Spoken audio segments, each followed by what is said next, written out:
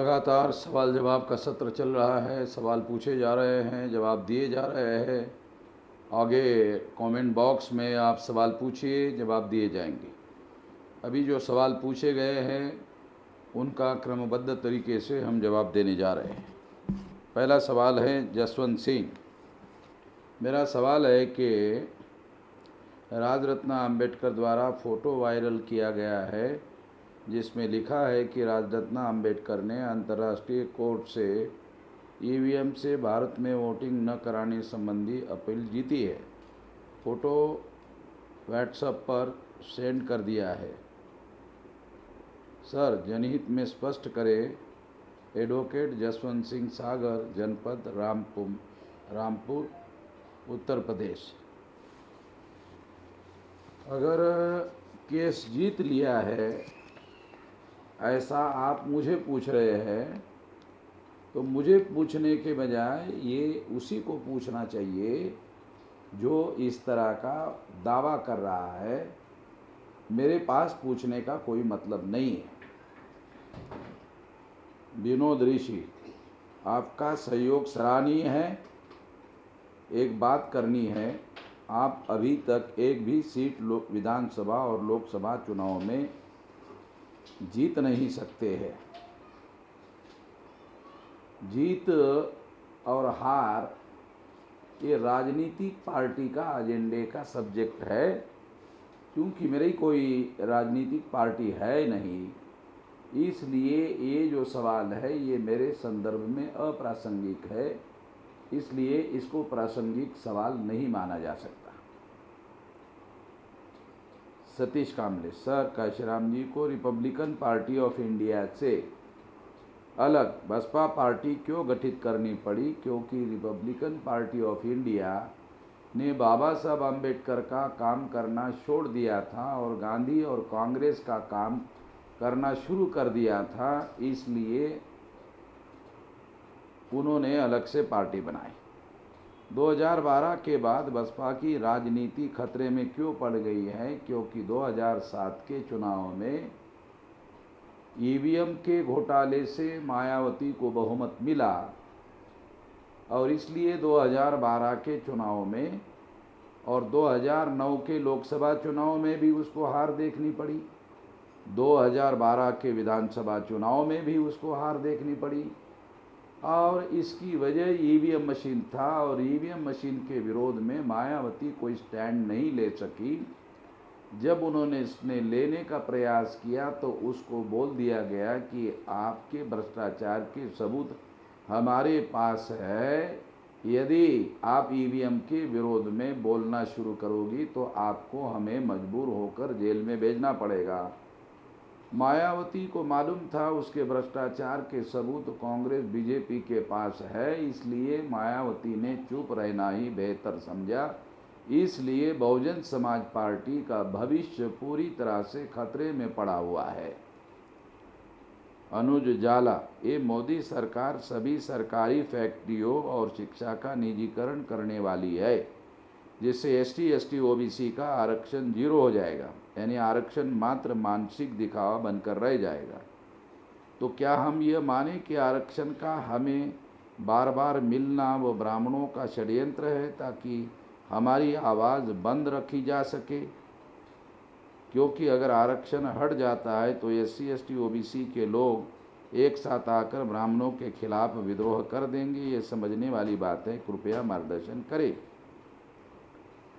आप क्या सवाल पूछ रहे हैं मुझे समझ में नहीं आ रहा है। यदि आरक्षण खत्म हो जाता है तो जनता में विद्रोह खड़ा हो जाएगा और अगर खड़ा हो जाता है तो आंदोलन के लिए तो अनुकूल माहौल होगा। मगर जो पॉलिटिकल रिजर्वेशन है जो 2020 में एक्सटेंड किया गया है, बाबा साहब आम्बेडकर शुरू से इसके विरोध में थे क्योंकि इसने दलाल और बड़वों का निर्माण किया, ऐसा वो कहा करते थे।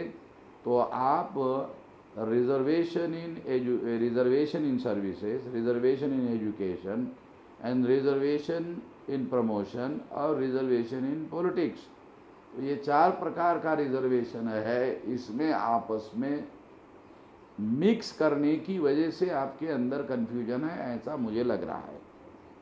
विजय यादव, सर्जिकल स्ट्राइक का श्रेय सेना की बजाय खुद लेने वाले आज मजदूरों की मौत की जिम्मेदारी क्यों ले रहे हैं? इससे भी बड़ी बात है जिसको समझना ज़रूरी है, जो मजदूर आज ये SC ST OBC के ज़्यादातर माइनॉरिटी के लोग हैं, इन लोगों को, ख़ास तौर पर SC ST OBC के लोगों को जब मुसलमानों के विरोध में भड़काना होता है तब उनको वो हिंदू मान लेते हैं, और जब उनके ऊपर अत्याचार करने का मामला आता है तो वो उद्योगपतियों का समर्थन करते हैं और मजदूरों को सड़कों पर पैदल चलने के लिए मजबूर कर देते हैं, तब वो हिंदू नहीं होते हैं। इसे सिद्ध होता है इस्तेमाल करने के लिए लोग हिंदू है। परेश गलसर, मेरा सवाल ये है कि देश में SP BSP ASP API RJD जैसे बहुत से नेशनल लेवल पे पार्टी है, तो आप इनका समर्थन क्यों नहीं करते हैं या वे आपका समर्थन करना नहीं चाहते हैं? प्लीज़ रिप्लाई दीजिए। इसमें BSP छोड़कर कोई भी पार्टी राष्ट्रीय पार्टी नहीं है, और जो BSP है उसने अम्बेडकरवाद या बाबा साहब अम्बेडकर की विचारधारा का त्याग कर दिया है, इसलिए उनके साथ जाने का कोई मतलब बनता नहीं है। अंधे बने रहने से बेहतर है कुछ ना किया जाए। मतराज तमांग, मैं नेपाल से, नेपाल में अभी नेपाल का मूल निवासियों का संगठन मानो 2 हिस्सों में बंटने के कगार में है। नमो और मनो का आरोप है कि दलित जनजाति और आदिवासी स्वीकार के समानुपात चुनावी प्रक्रिया में जाना गलत है। संविधान ने हमें दलित जनजाति बनाया गया है, तो अब मूल निवासी लोग कैसे आगे बढ़ना चाहिए? प्लीज़ सर, आप हमारे अग्रज नेता लोगों को मार्गदर्शन करिए और हम लोगों को भी समझाने का मौका मिलेगा। आप लोग सारे जो संगठन चलाने वाले लोग हैं, यदि आप बिहार में जो बॉर्डर डिस्ट्रिक्ट है सीतामढ़ी, अगर वहाँ पर आप इकट्ठा हो जाते हैं तो वहाँ तक हम लोग आएंगे, आप लोगों को समझाने का प्रयास करेंगे। आदित्य कुमार, सर मेरा सवाल यह है कि जब आप ब्राह्मण धर्म या ब्रैकेट में हिंदू धर्म में जिस तरह से अंधविश्वास का विरोध करते हैं, क्या सर इस्लाम धर्म में नहीं है? अपना राय दें। ब्राह्मण धर्म हिंदू शब्द के आड़ में छुप रहा है, ये षड्यंत्र है, और ब्राह्मण धर्म में मूल बातों को समझना होगा, इधर उधर जाने की जरूरत नहीं। मूल बात है वर्ण व्यवस्था, जिसने 4 टुकड़ों में हमारे मूल निवासियों को बांटा, जाति व्यवस्था जिसमें 6000 जाति के टुकड़ों में बांटा, अस्पृश्यता जिसमें छूत और अछूत में बांटा, और शूद्रत्व OBC के ऊपर थोपा गया, और घुमंतु जातियों को बहिष्कृत किया गया, आदिवासियों को सेग्रीगेट किया गया, और महिलाओं को दास बनाया गया। ब्राह्मणों के मनुस्मृति में सारे डॉक्यूमेंट्री एविडेंस है। ये ब्राह्मण धर्म का मूल है, हम इसका विरोध करते हैं। अंधविश्वास तो ब्राह्मणवाद का जो झाड़ है उसकी डालियां है, डालियों को काटने से कुछ नहीं होगा, वो झाड़ पूरी तरह से काटना होगा। हम अंधविश्वास का विरोध नहीं कर रहे हैं, जो अभी बहुत सारी बातें आपको बताई है उसका विरोध कर रहे हैं, और इसकी वजह से हमारे मूल निवासियों की समस्या है। मुसलमानों ने वर्ण व्यवस्था, जाति व्यवस्था, अस्पृश्यता, शूद्रत्व OBC पर नहीं थोपा, घुमंतु जातियों को बहिष्कृत नहीं किया, महिलाओं को दास नहीं बनाया, आदिवासियों को सेग्रीगेट नहीं किया। जब मुसलमानों ने यह समस्या पैदा ही नहीं की तो उनका विरोध करने का क्या मतलब है? जो ऐसा विरोध करते वो गधे लोग हैं। तो हमें गधे नहीं बनना है, हमें अपने विवेक का और बुद्धि का उपयोग करके काम करना है। आकाश साळुंके, सर मेरा सवाल ये है कि अगर सरकार खुद एलपीजी का कार्य को बढ़ावा दे रही है और दूसरी ओर आत्मनिर्भर बनने की बात कर रही है, इसके पीछे क्या षड्यंत्र हो सकता है? ये केवल शब्दों का छल है जो SC ST OBC माइनॉरिटी के लोगों को समझ में नहीं आता है। आत्मनिर्भरता का नारा देकर राष्ट्रवाद को धार लगाने की कोशिश है ताकि इन लोगों को गुलाम बनाया जा सके, मूर्ख बनाया जा सके। संजय चौहान, आप पूरे भारत भर में मूल्यवासियों के मार्गदर्शक है। मैं ये जानना चाहता हूँ कि भारतीय संविधान के अनुच्छेद 15(4) एजुकेशनल रिजर्वेशन दिया गया है, ये मूल संविधान में ना होकर जवाहरलाल नेहरू द्वारा प्रथम संविधान संशोधन 51 के द्वारा दिया गया है, संविधान में शामिल किया गया था। तो इस संदर्भ में जवाहरलाल नेहरू क्या SC ST के रिजर्वेशन के समर्थक थे? पहली बात तो आपको ये पता नहीं है कि 1951 में जब ये संशोधन किया गया तो बाबा साहब आम्बेडकर लॉ मिनिस्टर थे, उन्होंने खुद ये ड्राफ्ट तैयार किया। 1952 तक वो लॉ मिनिस्टर थे।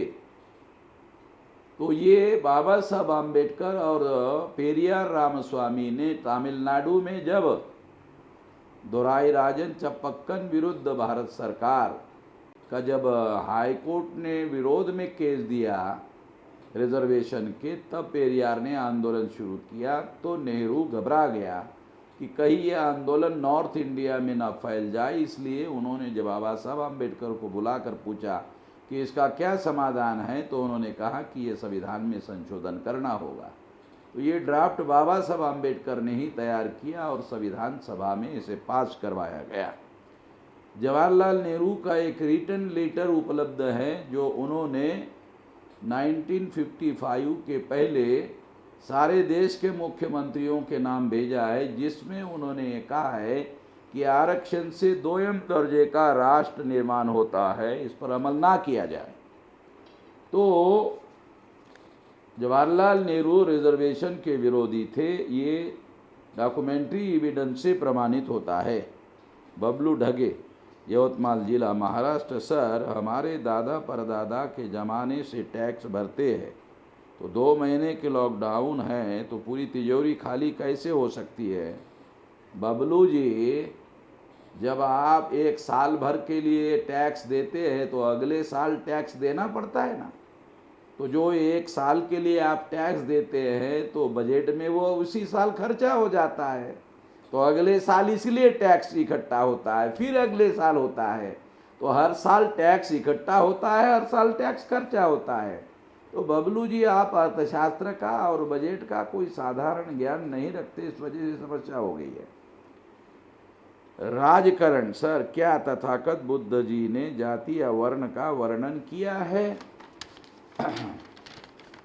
बुद्ध के समय में वर्ण व्यवस्था थी और वो इसके विरोध में थे। जाति व्यवस्था बुद्ध पूर्व काल में जैसे आज के स्थिति में है निर्माण नहीं हुई थी। ये बुद्ध की जो क्रांति हुई, उस क्रांति को खत्म करने के बाद जब ब्राह्मणों ने सम्राट बृहदत्त मौर्य की हत्या की, उसके बाद जातियों के निर्माण में ब्राह्मण लग गए और उन्होंने ये निर्माण करने का काम किया। सर मैं प्रशांत उपरवट, बहुजन क्रांति मोर्चा संयोजक, तहसील पातूर, जिला अकोला, महाराष्ट्र। सर मेरा सवाल ये है कि धारा 144 जो सरकार ने पूरे देश में लगा दी, लेकिन क्या इसका पालन सिर्फ जनता को करना होगा? क्या सरकार ने इसका पालन नहीं करना चाहिए? अगर सरकार इसका पालन नहीं करेगी तो ये धारा 144 के आड़ में आर्टिकल 19 का उल्लंघन है। क्या यह हम ऐसा कह सकते हैं? 144 ये इंडियन पिनल कोड की धारा है जो अलग से एक्ट बनाया गया है। और आर्टिकल 19 ये आर्टिकल है, तो दो चीज़ों का आपने मिक्स करके गुड़ गोबर करने की कोशिश की है। इसको थोड़ा समझने की ज़रूरत है। विशाल अढ़ाव, महाराष्ट्र में जिस प्रकार बहुजन आंदोलन के अग्रगण्य नेतृत्व को राजनीति में लेकर उनका एमएलए या एमएलसी पद दे देना यह बहुजन आंदोलन को समाप्त करने का षड्यंत्र हो सकता है। कृपया मार्गदर्शन करें। जो पॉलिटिकल रिजर्वेशन है वो भी नॉमिनेटेड रिप्रेजेंटेशन है, और एमएलसी का जो पद है ये भी नॉमिनेटेड रिप्रेजेंटेशन है। तो नॉमिनेटेड रिप्रेजेंटेशन से लीडरशिप समाप्त हो जाती है और आंदोलन खत्म हो जाता है। ये षड्यंत्र है। अर्जुन लोआ, मंगोल, सर नेपाल से हूँ, मंगोल नेशनल ऑर्गेनाइजेशन का एक कार्यकर्ता हूँ। यूरेशियन हिंदू ब्राह्मण लोग गौतम बुद्ध ब्राह्मण था बोलता है, बुद्ध ने हिंदू पंडित से ही ज्ञान प्राप्त किया है बोलता है। क्या यह सच है? कृपया क्लियर कीजिए। बुद्ध ब्राह्मण नहीं थे, बल्कि ब्राह्मणों की वर्ण संस्था थी जिसमें ब्राह्मण, क्षत्रिय, वैश्य, शूद्र 4 वर्ण थे। और बुद्ध शाक्य गण के व्यक्ति थे और गण संस्था इनके पूर्वजों की निर्मित थी। तो दोनों की संस्थाएं अलग अलग थी, एक वर्ण संस्था थी, एक गण संस्था थी। गण संस्था के लोग ब्राह्मणों का विरोध करते थे, ब्राह्मण गण संस्था का विरोध करते थे। इस दृष्टि से बुद्धा ब्राह्मण नहीं थे। Chandrakant Nagavkar, SC ST OBC minority के अलावा ओपन का मतलब क्या है? ओपन कौन है? ब्राह्मण, क्षत्रिय, वैश्य, यानी जिन लोगों को रिजर्वेशन लागू नहीं है उनको ओपन कैटेगरी कहा जाता है। कोटोन करना ये क्वारंटाइन किए लोगों के खर्च के व्यवहार से संबंधित है। ये सवाल हमें समझ में नहीं आ रहा है, आप क्या पूछना चाहते हैं?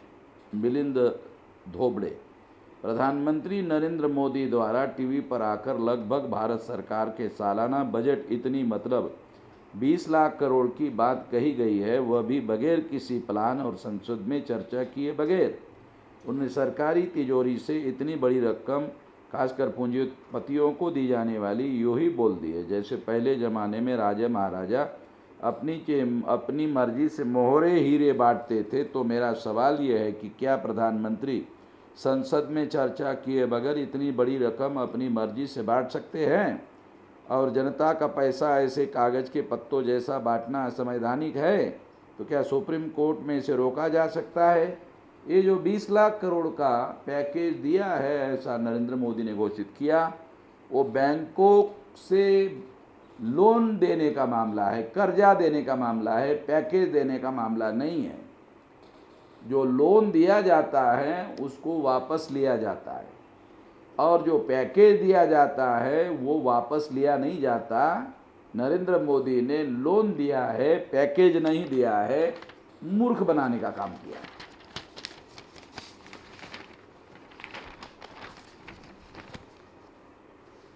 पुष्पेंद्र भोगिनीपुर, भारतीय विद्यार्थी मोर्चा जिला यूनिट कानपुर देहात, ग्राम बिरोहा, ब्लॉक अध्यक्ष अमरोधा। सर, हमारा सवाल है, जिस प्रकार चाइना और अदर देशों में लड़कियों को आत्मरक्षा के लिए मार्शल आर्ट की शिक्षा दी जाती है, पर भारत अभी तक ऐसी कोई योजना नहीं बनाई है। जब भी मैं टीवी पर रेप, बलात्कार जैसी घटना देखता हूं तो मेरा खून खौल जाता है। क्या बामसिफ संगठन ने कोई योजना ऐसी बनाई है जो संगठन के द्वारा छात्राओं को अपनी आत्मरक्षा के लिए ट्रेनिंग दी जाए? क्योंकि मैं इस कला का ट्रेनिंग कर चुका हूँ और मैं चाहता हूँ कि समाज के प्रत्येक बहनों भाइयों तक इस कला को पहुँचाने का काम कर सकूँ। अपने इलाके में इसको आप शुरू करिए, इसके लिए हमारा कोई अवरोध नहीं है। प्रशांत धिवा, छत्रपति संभाजी राजे हिंदू धर्म के ही माने जाते हैं और उन्होंने धर्म के लिए जान दी, क्या ये सच है? सबसे पहले अगर संभाजी हिंदू थे तो फिर ब्राह्मणों को उनको मारने की जरूरत नहीं थी। अगर ब्राह्मणों ने उनको मारा तो इसका मतलब है उनके हिंदू होने की कोई वजह है नहीं। ये बात समझने की ज़रूरत है। संभाजी ब्रिगेड का मानना है कि संभाजी राजे स्वातंत्र्यवीर छत्रपति थे, तो आरक्षण की शुरुआत शिवाजी महाराज ने की। सुझाव दीजिए। आरक्षण का शुरुआत करने का काम छत्रपति शाहू महाराज के द्वारा किया गया, शिवाजी महाराज के द्वारा नहीं किया गया। मुन्ना लाल चौहान, कांग्रेस और बीजेपी दोनों सगे भाई है और सत्ता के लिए दोनों में नुरा कुश्ती जारी है। क्या भारत की सत्ता में तीसरा विकल्प बन पाएगा और सत्ता पर काबिज हो सकेगा?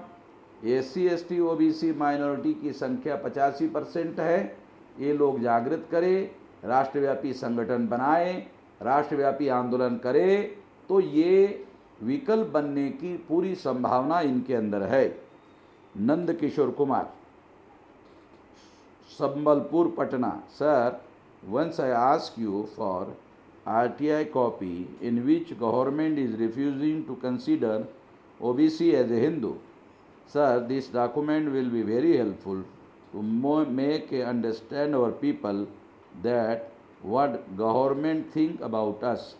निश्चित रूप से इसका डॉक्यूमेंट्री एविडेंस हम एडवोकेट राजकुमार थोरात के पास वो उपलब्ध है, RTI के द्वारा मंगवाया गया था। वो कॉपी आपको भेजने की कोशिश करते हैं। अरुण कुमार सिंघवैया, सर, मेरा एक सवाल है कि संत रविदास जी की मृत्यु कैसे हुई थी, विस्तार से बताएं। षड्यंत्र के तहत राजस्थान में उनकी हत्या कर दी गई थी। मनीष चौरे, OBC को भी संविधान में SC ST जितना अधिकार है और आरक्षण मिलना चाहिए, वे भी हमारे भाई है, इसके लिए भी हमें आंदोलन करना चाहिए। OBC को बाकायदा मंडल कमीशन के अनुसार 27% आरक्षण मिल चुका है, वो अमल में नहीं लाया जा रहा है, उसके लिए हम लोग आंदोलन कर रहे हैं। आने वाले समय में भारत बंद में भी ये मुद्दा शामिल किया जाएगा। Vijay Kumar, sir, chief minister of MP has recently extended a relief fund of ₹8 crore to Brahmins in response to their demands during lockdown. What is your opinion? RSS के ब्राह्मणों द्वारा शिवराज चौहान को मुख्यमंत्री बनाया गया है, तो दक्षिणा में ब्राह्मणों को 8 करोड़ नहीं देगा तो क्या करेगा? यही तो उनका काम दाम है कि ब्राह्मणों की सेवा करना। प्रकाश चंद, जब भी भारत में आतंकवाद पर मूवी बनती है तो उसमें मुस्लिम समुदाय के लोगों को ही आतंकवादी बताया जाता है, पर मुस्लिम समुदाय के लोग कभी इसका विरोध नहीं करते, ना ही बामसेब करता है। इस मूवी का जो सबसे ज़्यादा मुस्लिम समुदाय को जोड़ने का काम कर रही है, तो बामसेब का मुस्लिम समुदाय पर आतंकवादी मूवी होने का विरोध करना चाहिए। केवल मूवी का विरोध करने का मतलब नहीं है, जो वास्तविक आतंकवादी घटनाओं में मुसलमानों का डिफेम करने का अभियान चलाया गया था, उसके विरोध में हमने सारे देश भर में लोगों को जागृत करने का काम किया था। मूल्यवासी प्रदीप गायकवाड़, महाराष्ट्र में राज्य सरकार द्वारा विदेशों में पढ़ाई के लिए जाने वाले अनुसूचित जाति के छात्रों को राजर्षि शाहू महाराज शिष्यवृत्ति योजना है, उसमें क्रिमिलेयर की शर्त लगाई गई है। क्या ये गैर संवैधानिक नहीं है? निश्चित रूप से ये सरकार के षड्यंत्र का हिस्सा है। इसका हम अभी 14 पॉइंट में जो जलाए गए उसमें ये मुद्दा जलाया गया। चिराग गोरा, सर, जैसा मैंने पहले सवाल पूछा था कि आर्टिकल 25 में सिख, जैन, बुद्धिस्ट को हिंदू बोले हैं, तो आपने आंसर दिया कि ब्राह्मण राज है। क्या ये जवाब सही है या होगा इतना ही बोलना कि ब्राह्मण राज? सवाल नंबर 2, अगर सिख, जैन और बुद्धिस्ट तो आर्टिकल 25 में हिंदू भी डाला, तो फिर आर्टिकल 29 और 30 में इन्हीं लोगों को माइनॉरिटी में डाल दिया गया है, और जब इन्हें डाला जा रहा था तो किसी ने विरोध क्यों नहीं किया? बामसेब ने भी कोई एक्शन नहीं लिया। प्लीज़ आंसर दीजिए। सबसे पहले तो ब्राह्मण राज का मतलब आपको समझना होगा। सारी सत्ता पर उनका नियंत्रण है और नियंत्रण होने की वजह से फैसले लेने का अधिकार है। इसलिए बहुत सारे कॉन्ट्रेडिक्टरी काम भारत में हो रहे हैं। जो आप सवाल उठा रहे हो वो भी कॉन्ट्रेडिक्शन से संबंधित मामला है, क्योंकि सत्ता उनके नियंत्रण में है, इसलिए ये सारा कॉन्ट्रेडिक्शन दिखाई दे रहा है, विसंगति दिखाई दे रही है, क्योंकि वो उनके सुविधा के अनुसार फैसले लेते हैं और जो हमारे सुविधा के अनुसार है वो हमारे विरोध में रहते हैं। ये बात समझने की ज़रूरत है। तो इस तरह से सारे सवालों के जवाब दिए जा चुके हैं। अभी आप कमेंट बॉक्स में सवाल पूछिए, अगले सवालों के अगले वीडियो में जवाब दिए जाएंगे। आपने ध्यानपूर्वक मेरे सवालों के जवाब सुने होंगे, इसलिए धन्यवाद।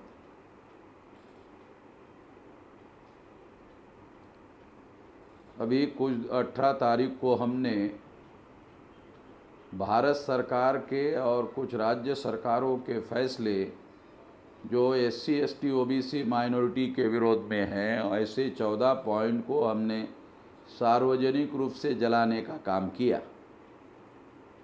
तो 31 तारीख तक लॉकडाउन है, तो 31 तारीख तक डेली इसको आप जलाने का काम कर सकते हैं और उसका वीडियो बना सकते हैं। एक बार आपने जलाने का वीडियो बनाया तो दोबारा वीडियो बनाने की ज़रूरत नहीं है। दूसरे लोगों को, नए लोगों को वीडियो बनाने के लिए बोलिए, जलाने का बोलिए और इस आंदोलन का समर्थन करने वाला वीडियो MNTV के पास भेज दीजिए, तो सारे देश भर में दिखाने के लिए हम उनको अनुरोध करेंगे। धन्यवाद।